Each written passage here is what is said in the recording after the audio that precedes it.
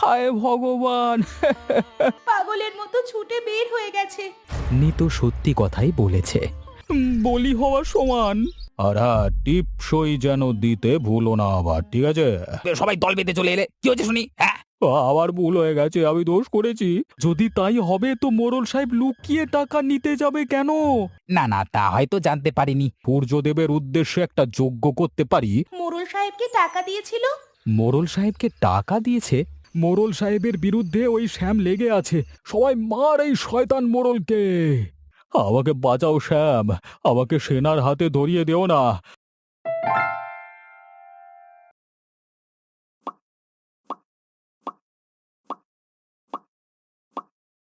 এবছর গ্রামে প্রচণ্ড গরম শুরু হয়েছে। সূর্যের প্রচণ্ড তাপে নদী নালার পানি একেবারে শুকিয়ে গেছে। এই দুপুরের রোদে গরিব কৃষক জিতেনের মেয়ে নিতু ছুটে গিয়ে বাড়ির উঠানে দাঁড়ালো। তাকে এভাবে ছুটে আসতে দেখে ঘর থেকে বেরিয়ে আসে ওর বাবা। এ কি মা নিতু, এই রোদের ভেতর তুই এমন ছুটে এলি কেন? কোথায় গিয়েছিলিস? কি হয়েছে, কি সব ঠিক আছে তো? না পিতাজি, কিছুই ঠিক নেই। আমাদের সব শেষ হয়ে গেছে। আমাদের মাঠের সব ফসল শেষ হয়ে গেছে। প্রচন্ড রোদে সব পুড়ে নষ্ট হয়ে গেছে। কি বলছিস মা এসব? এত কষ্টের ফসল সব নষ্ট হয়ে গেছে? এ দুঃখ আমি কাকে বলবো? হায় ভগবান! এই বলে কাঁদতে কাঁদতে জিতেন ছুটে বাড়ি থেকে বেরিয়ে গেল। নিতুও ক্লান্ত হয়ে ঘরের বারান্দায় বসে কাঁদতে লাগলো। ওকে দেখে ভেতর থেকে ওর মা সবিতা বেরিয়ে এলো। কি হয়েছে মা নিতু? তোর বাবা কোথায়? তাকে দেখছি না যে। মা, সর্বনাশ হয়ে গেছে। আমাদের সব ফসল নষ্ট হয়ে গেছে। কষ্টে পিতাজি পাগলের মতো ছুটে বের হয়ে গেছে। হায় ভগবান, এ তোমার কেমন বিচার? গরিবের ওপর এ তুমি কি অবিচার করলে ভগবান? এদিকে ছুটতে ছুটতে জমিতে আসে জিতেন। আর এসেই দেখতে পায় নিতু সত্যি কথাই বলেছে। জমির একটা ফসলের গাছও আর বেঁচে নেই। প্রচণ্ড রোদে সব পুড়ে মাটির সাথে মিলিয়ে গেছে। জিতেন জমির পাশে বসে পড়ে। হায় ভগবান, সব শেষ হয়ে গেল আমার। এতগুলো টাকা ধার করে জমিতে চাষ করেছি, আর আজকে সব শেষ হয়ে গেল। এখন আমি কি করব? জিতেনের পেছনে এসে দাঁড়িয়েছে নিতু আর তার মা। দুজনেরই চোখে জল। ওদের দেখে আরও বেশি কান্নায় ভেঙে পড়ে জিতেন। দেখো সবিতা, কি হয়ে গেল আমাদের? চোখের সামনে সব ফসল আজকে পোড়া দেখতে হচ্ছে। এই দিন কি আমাদের ভাগ্যে লেখা ছিল? তুমি আর কেঁদো না গো। এত কান্না করে এখন আর কি হবে বলো তো? আমরা তো চেষ্টা কম করিনি, কিন্তু ভগবান আমাদের দিকে মুখ তুলে তাকালো না। আমাদের সব শেষ করে দিল। এখন যে আমাদের না খেয়ে থাকতে হবে। ঘরে একটাও টাকা নেই, খাবারও নেই। ঠিক এই সময়ে আরও কয়েকজন লোক ছুটে এলো জিতেনের কাছে। সবার চোখে জল। ওরা এসে জিতেনকে ঘিরে দাঁড়ায়। ভাই জিতেন, আমার সব শেষ হয়ে গেছে। আমার ফলের বাগানের সব নষ্ট হয়ে গেছে। গরমে সারা বছর ওই ফল বিক্রি করা টাকা দিয়ে চলতে হয়। এখন আমি কি করব বলো? কি আর করব বলো? আমাদের সবারই একই অবস্থা। এই গরম আমাদের সবাইকে একেবারে পথে বসিয়ে দিয়েছে। এখন আমাদের জন্য কোনো কাজ খুঁজতে হবে, না হলে নির্ঘাত সবাইকে না খেয়ে মরতে হবে। আর বাঁচানোর আরেকজন আছে, সে হলেন মোড়ল সাহেব। যদি দয়া করে কিছু টাকা ধার দেন তাহলে হয়তো আমরা এ যাত্রায় বেঁচে যাব। মোড়লের কাছ থেকে চড়া সুদে টাকা ধার নেওয়া মানে তো বলি হওয়া সমান। ভাই বলো, এছাড়া তো আমাদের কোনো উপায় নেই। বেঁচে থাকতে হলে তো আমাদের টাকা ধার করতেই হবে, তাছাড়া খাবো কি? হ্যাঁ রে হ্যাঁ, চল চল, কালকে সবাই মিলে মোড়লের কাছে টাকা ধার করি। সে আবার দিতে রাজি হবে কিনা কে জানে। জিতেন সবাইকে ঠান্ডা মাথায় বুঝিয়ে শুনিয়ে পাঠিয়ে দিল।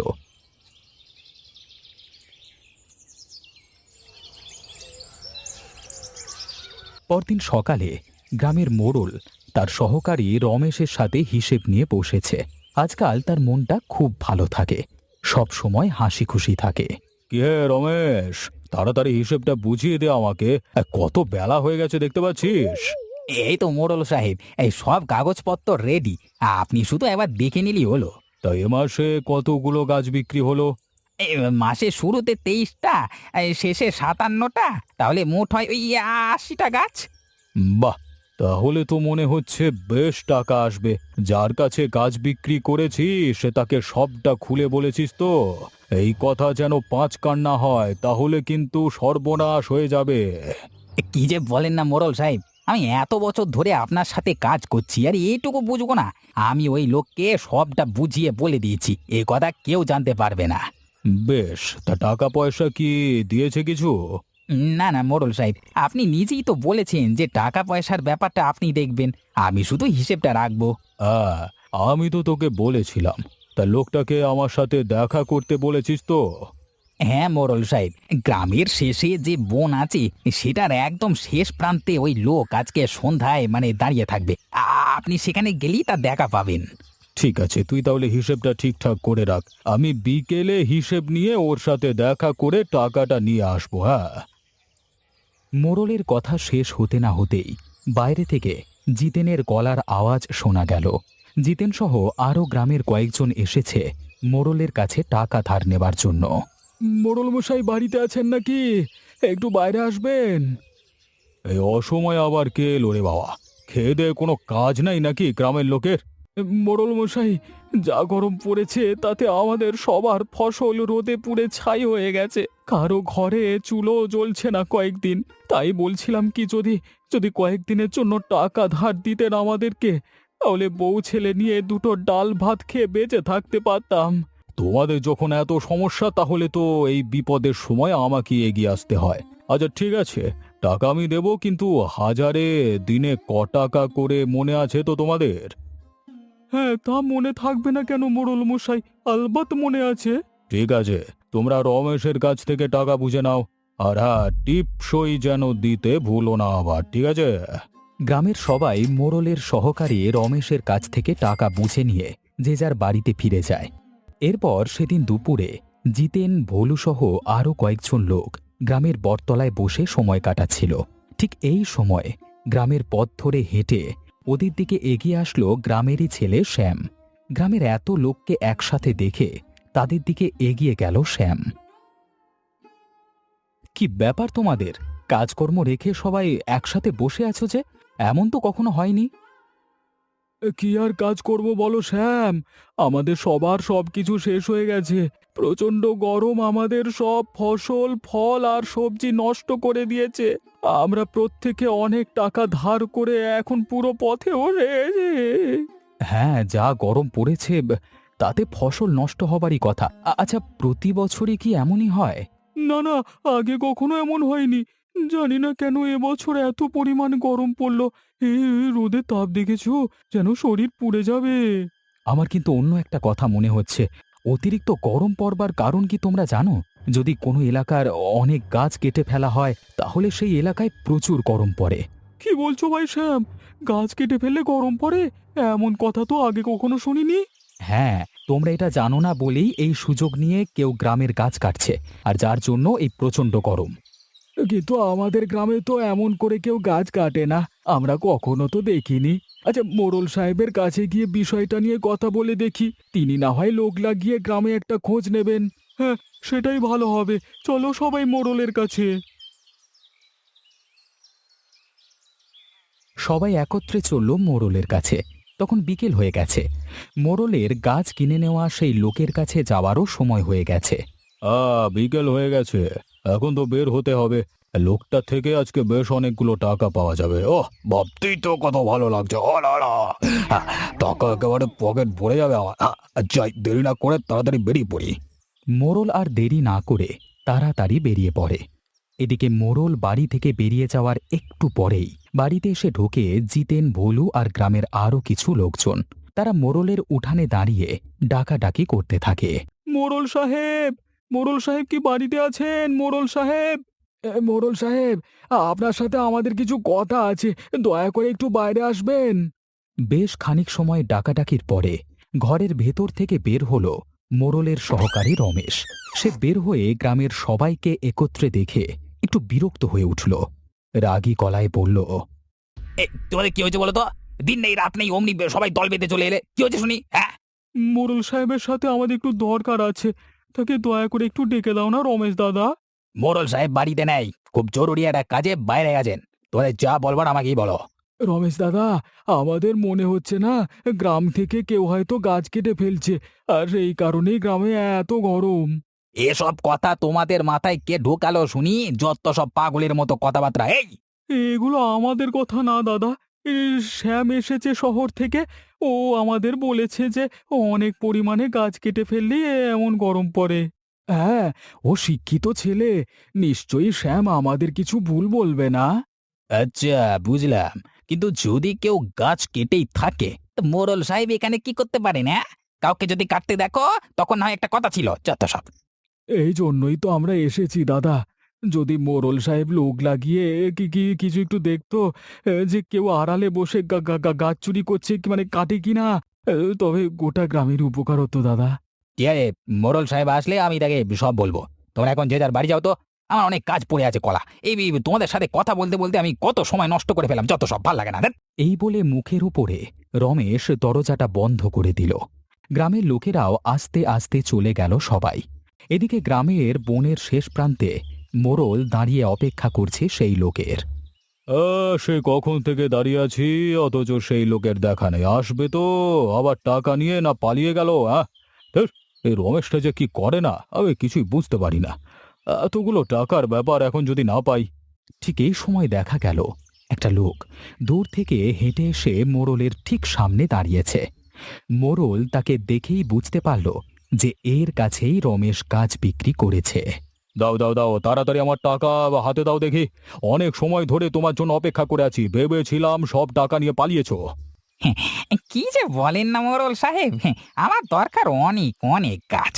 আর আপনি যখন আমাকে এত গাছ দিচ্ছেন তখন আমি পালাবো কেন?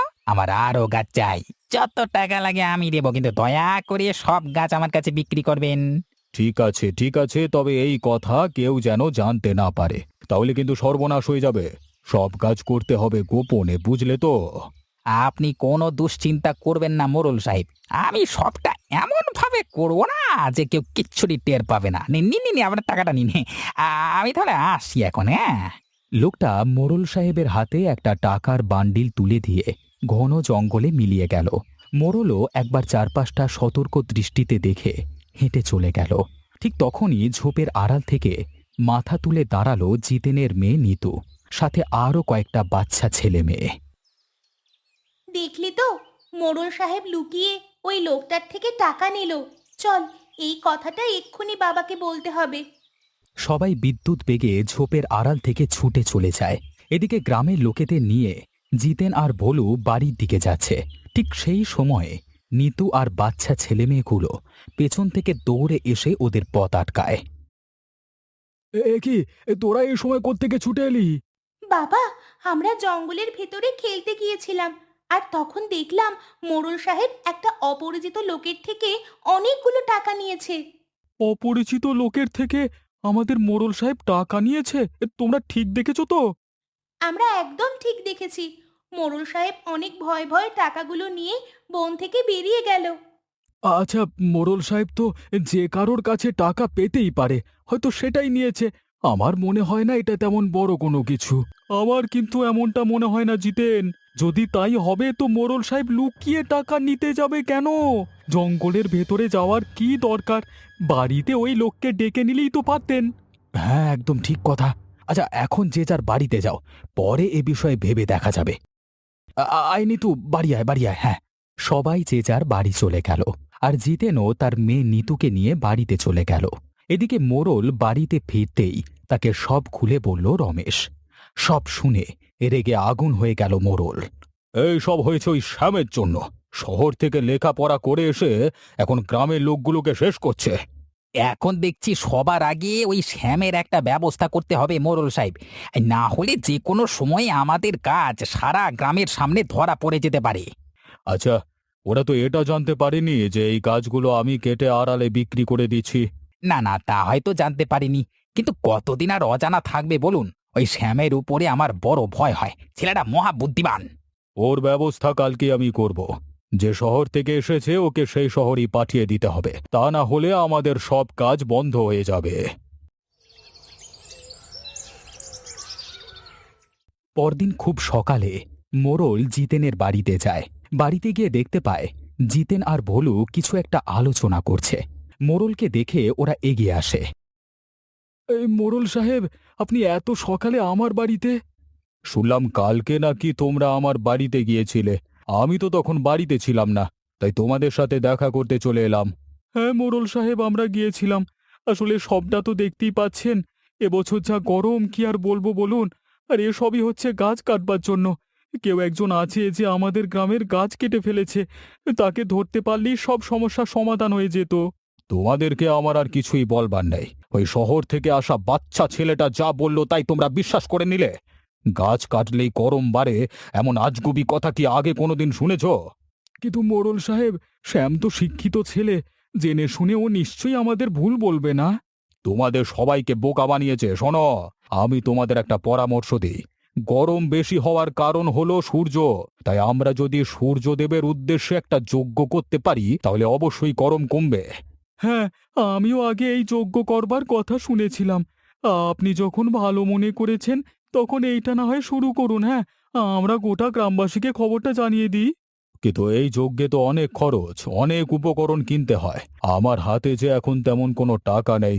বুঝতেই তো পারছো, এতগুলো টাকা তোমাদের ধার দিলাম, আর এদিকে তোমাদের ফসলগুলো পুড়ে গেল।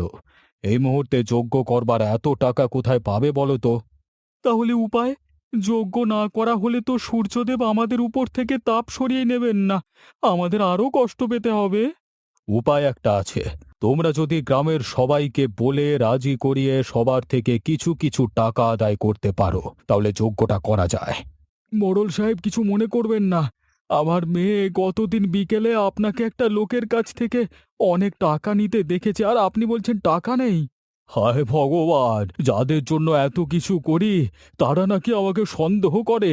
এই দুঃখ আমি কোথায় রাখবো? আয় ভগবান, আমি ওই টাকা ধার করেছি শুধুমাত্র তোমাদের টাকা নিয়ে তো আর যোগ্য করা যাবে না।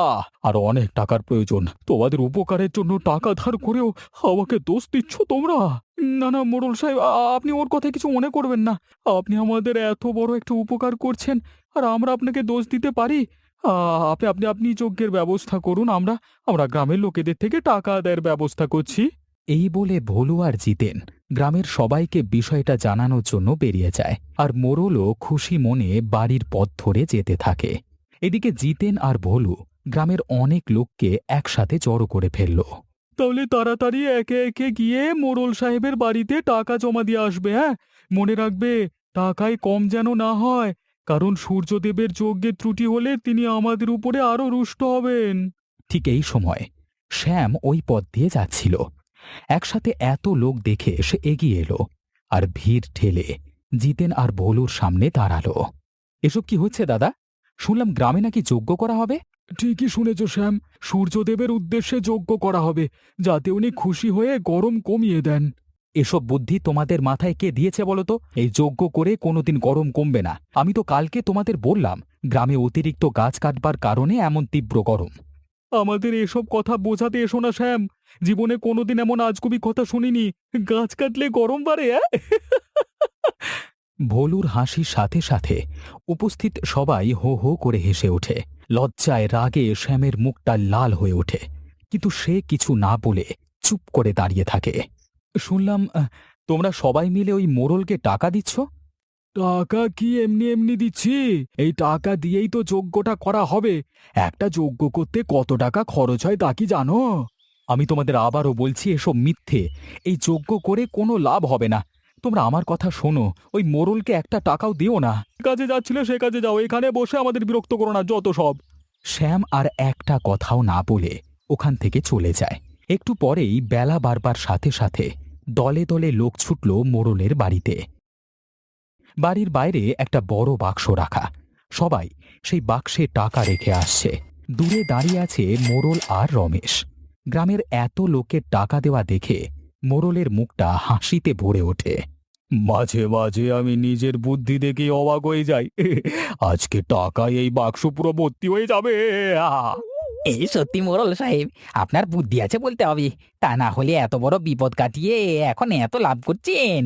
এইটুকু বুদ্ধি না থাকলে টিকে থাকা যায় না, বুঝলে রমেশ। সবার টাকা দেওয়া হয়ে গেলে এর থেকে 500 টাকা নিয়ে একটা যজ্ঞের আয়োজন করবে, বাকি টাকা ঘরে তুলে রাখবে, ঠিক আছে? সে আর বলতে, আমি সব বুঝতে পেরেছি। আর কিছুই বলতে হবে না, আপনি শুধু দেখতে থাকুন কি হয়। শ্যাম এই দৃশ্য দূর থেকে দেখে চলে যায়, আর যেতে যেতে কিভাবে মোড়লের অপকর্ম ফাঁস করবে তার বুদ্ধি বের করবার চেষ্টা করতে থাকে। ঠিক এই সময় নিতু আর সেই বাচ্চা ছেলেমেয়েগুলো ছুটে এলো সামনে থেকে। এ কি বাচ্চারা, এমন ছুটে কোথায় যাচ্ছ? শ্যাম কাকা, আগের দিন যে লোকটা মোড়ল সাহেবকে টাকা দিয়েছিল সে আবারও ওই বনে এসে বসে আছে। মোড়ল সাহেবকে টাকা দিয়েছে? কে দিয়েছে? আচ্ছা, আমাকে সবটা খুলে বলো তো, আমার সবটা জানা খুব জরুরি। শ্যামকে নিতু সব খুলে বলল। সব শুনে শ্যামের মুখে হাসি ফুটে উঠল। বেশ কিছুক্ষণ পরে একটা চাদর দিয়ে নিজেকে ঢেকে শ্যাম সেই বনের শেষ প্রান্তে গেল। সেখানে সেই লোকটা দাঁড়িয়ে আছে। এই আপনার আসবার সময় হলো মোড়ল সাহেব? আমি সেই কখন থেকে দাঁড়িয়ে আছি, আর আপনি এমন চাদরের নিচে লুকিয়ে আছেন কেন? বেশি কথা বলো না, এখানে এসেছি, তা যদি কেউ দেখে ফেলে তখন বিপদ হয়ে যাবে, তাই চাদরে মুখ ডেকে এসেছি। দাও দাও, টাকাটা তাড়াতাড়ি দাও তো। হ্যাঁ হ্যাঁ, এই নিন টাকা। আর আমাকে গাছগুলো দেখিয়ে দিন, আমি কাটতে শুরু করি। না না, এখন গাছ দেখানো যাবে না। কালকে সকালে তুমি আমার বাড়িতে চলে আসবে, হ্যাঁ? সেখানে বসেই তোমার সাথে কথা হবে আমার, ঠিক আছে? কিন্তু আপনি তো বলেছিলেন আজকে আমাকে গাছ দেখিয়ে দেবেন। তাহলে আপনার বাড়িতে গেলে কেউ যদি সন্দেহ করে? তুমি বড্ড বেশি কথা বলো, আমি যা বলছি তাই করো। কালকে সকালে আমার বাড়িতে চলে আসবে, আমি সবটা বুঝিয়ে দেব। লোকটা আর কোনো কথা না বলে চলে গেল। লোকটা চলে যেতেই শ্যাম তার মুখের উপর থেকে চাদরটা সরিয়ে ফেলল। এদিকে বিকেল হয়ে গেছে। মোড়লের বাড়িতে গ্রামের সবাই টাকা দিয়ে গেছে। সেই টাকার হিসেব করছে রমেশ, আর পাশে বসে দেখছে মোড়ল। সর্বনাশ, আজকে তো আমার ওই লোকের সাথে দেখা করবার কথা ছিল। ইস, দুপুর গড়িয়ে বিকেল হয়ে গেল। সে নিশ্চয়ই এখনো বসে আছে। রমেশ, তুমি টাকাগুলো ভালো করে হিসেব করে রাখো, আমি আসছি। মোড়ল এই বলে ওই লোকের সাথে দেখা করবার জন্য চলে গেল। এদিকে জিতেন বাড়িতে ফিরে এসে খেতে বসেছে। পাশে বসে আছে ওর স্ত্রী সবিতা আর মেয়ে নিতু। জানো বাবা, সেদিন যে লোকটা মোড়ল সাহেবকে টাকা দিয়েছিল না, আজকে ওই লোকটাকে বনের ভিতর দাঁড়িয়ে থাকতে দেখলাম। আমি তোমাকে বলতে চেয়েছিলাম, কিন্তু পথে শ্যাম কাকাকে দেখতে পেয়ে তাকে সব বলেছি। ওই শ্যামকে বলতে গেলি কেন? মোড়ল সাহেবের বিরুদ্ধে ওই শ্যাম লেগে আছে। ছেলেটাকে ভালো ভেবেছিলাম, কিন্তু এখন মনে হচ্ছে ছেলেটা একটুও ভালো না। আচ্ছা, এমন দলে দলে যে লোক গিয়ে মোড়লকে টাকা দিয়ে এলে, কাজটা কি ঠিক হলো? যজ্ঞ করতে অনেক টাকা লাগবে। একার কত টাকা দেবে মোড়ল সাহেব বলো তো? তাই তো আমরা গ্রামের লোকেরা যা পেরেছি তাই সাহায্য করে এসেছি। কালকে সকালেই যজ্ঞ শুরু হবে, এবারে নিশ্চয়ই গরম কমবে। সন্ধেবেলায় মোড়ল বনের ভেতর থেকে বেরিয়ে এলো। তার রাগী চেহারা, ক্লান্ত দেহ একা একা রাগী কণ্ঠে বলতে লাগলো। অতক্ষণ দাঁড়িয়ে রইলাম, কিন্তু হতভাগা লোকটা দেখা নাই। ভেবেছিলাম আজকে টাকাটা নিয়ে আরো কিছু গাছ দেখিয়ে দেবো, তার হলো না। মোড়ল ব্যস্ত পায়ে হেঁটে বাড়ির দিকে চলে গেল। পরদিন সকালে মোড়লের উঠানে যজ্ঞ শুরু হলো। গ্রামের লোকেরা যজ্ঞের আগুনের চারপাশে ঘিরে দাঁড়ালো। এক সাধু বাবা মন্ত্র পড়ে যজ্ঞ করছে। ঠিক এই সময় মোড়লের বাড়িতে এসে ঢোকে সেই গাছ কেনা লোকটা। এ কি মোড়ল সাহেব, আপনিরা বললেন আজকে গাছ দেখিয়ে দেবেন, আর এখন বাড়িতে এসব কি করছেন? মানে এ কি, তুমি এখানে কি করছো? বের হও, বের হও, তাড়াতাড়ি বাড়ি থেকে বের হও। আমি তোমার সাথে পরে কথা বলে নেবো, যাও। এটা হচ্ছে না। আমার এতগুলো টাকা নিয়ে এখন আমাকে তাড়িয়ে দিচ্ছেন? টাকা নিয়েছি মানে? আগে যে টাকা নিয়েছি তার গাছ তো তুমি কেটে নিয়ে গেছো, এখন তাহলে কি চাও? আমি কালকে আপনাকে টাকা দিয়েছি, আর এখন আপনি সব অস্বীকার করছেন। ভালো হবে না কিন্তু, বলে দিলাম। এই সব কিন্তু ফাঁস করে দেবো। আমি তোমার কাছ থেকে কোনো টাকা নিইনি। আমি কতদিন বনের ভেতরে গিয়ে সন্ধে পর্যন্ত অপেক্ষা করেছি, কিন্তু তুমি আসোনি। ও তাই না? শুনুন আপনারা সবাই, এই লোভী মোড়ল সবার থেকে লুকিয়ে গ্রামের বনের গাছ আমার কাছে বিক্রি করে দেয়। গতকালকেই মোড়ল আমার থেকে অনেক টাকা নিয়েছে, আর এখন সে আপনাদের ভয়ে আমাকে তাড়িয়ে দিচ্ছে, দেখুন সবাই। লোকটার কথা শুনে সবাই রীতিমতো অবাক হয়ে গেল। মোড়লও ভীষণ ভয় পেয়ে গেল। ঠিক সেই সময় ভিড়ের ভেতর থেকে বেরিয়ে এলো শ্যাম, আর সবাইকে উদ্দেশ্য করে বলল, শুধু তাই না, মোড়ল সাহেব আপনাদের মিথ্যে যজ্ঞের নাটক বুঝিয়ে অনেক টাকা হাতিয়ে নিয়েছে। এত টাকা নিয়েও শুধু অল্প কিছু টাকা খরচ করে এই যজ্ঞের আয়োজন করেছে, তাই না রমেশ? হ্যাঁ, আর ভুল হয়ে গেছে শ্যাম ভাই, আমি একা কিছু করিনি। আমাকে মোড়ল সাহেব বলেছেন যেমন আমি তেমন করেছি। আমাদের সাথে এত বড় প্রতারণা! এই মোড়লকে আমরা ছাড়বো না। সবাই মার এই শয়তান মোড়লকে। বলতে না বলতেই সবাই মোড়লের উপরে ঝাঁপিয়ে পড়ল আর তাকে মেরে অবস্থা খারাপ করে দিল। মোড়ল কাঁদতে কাঁদতে কোনো মতে বলল, আমার ভুল হয়ে গেছে, আমি দোষ করেছি। আমি স্বীকার করছি যে আমি তোমাদের না জানিয়ে গ্রামের গাছ বিক্রি করে দিয়েছি, ভুল হয়ে গেছে। এই মোড়লকে রাজার সেনা এনে ধরিয়ে দেওয়া হোক। কথাটা শোনবার সাথে সাথে মোড়ল ছুটে গিয়ে শ্যামের পা জড়িয়ে ধরে কাঁদতে থাকে। আমাকে বাঁচাও শ্যাম, আমাকে সেনার হাতে ধরিয়ে দেও না। আমি সব টাকা ফেরত দিয়ে দেব, গাছ বিক্রির টাকা দিয়ে আবার নতুন করে গাছ লাগাবো। শুনুন সবাই, মোড়ল সাহেব নিজের দোষ স্বীকার করেছেন, তাকে আপনারা একটা সুযোগ দিতেই পারেন। আশা করি তিনি আর এমনটা করবেন না। সবাই শ্যামের কথায় রাজি হয়ে গেল। মোড়লও স্বস্তির নিঃশ্বাস ফেলল। কিন্তু গাছ কেনা সেই লোকটা বলল, কিন্তু আমার কি হবে? আমি এতগুলো টাকা আপনাকে দিলাম, সব টাকা কি আমার ক্ষতি হয়ে যাবে? আমি তো তোমার থেকে কোনো টাকা নিইনি ভাই, আমাকে বিশ্বাস করো, আমি সত্যি বলছি। আমি বলছি, গতদিন চাদরে মুখ ঢেকে আমি ওনার থেকে টাকা নিয়েছিলাম। এই নিন আপনার সব টাকা, আমি ফেরত দিয়ে দিলাম। আপনি এখন আসতে পারেন। আমাকে ক্ষমা করে দাও ভাই শ্যাম, আমরা না বুঝে তোমাকে অনেক খারাপ কথা বলেছি। আজকে তোমার বুদ্ধিতে আমরা বেঁচে গেলাম শ্যাম। এই শ্যাম কখনো মন খারাপ করে না। আপনাদের উপকার করতে পেরেছি দেখে আমার অনেক ভালো লাগছে। লোকটা খুশি মনে চলে গেল। এরপরে মোড়ল গ্রামের সবার টাকা ফেরত দিয়ে দিল আর তার কথা মতো গাছ বিক্রির টাকা দিয়ে গ্রামের বনে নতুন করে গাছ লাগিয়ে দিল। কিছুকালের ভেতরে গাছ বড় হয়ে উঠল আর গ্রামের উপর থেকে সূর্যের তাপও কমে গেল। সবাই আবার আগের মতো সুখে শান্তিতে বসবাস করতে লাগলো।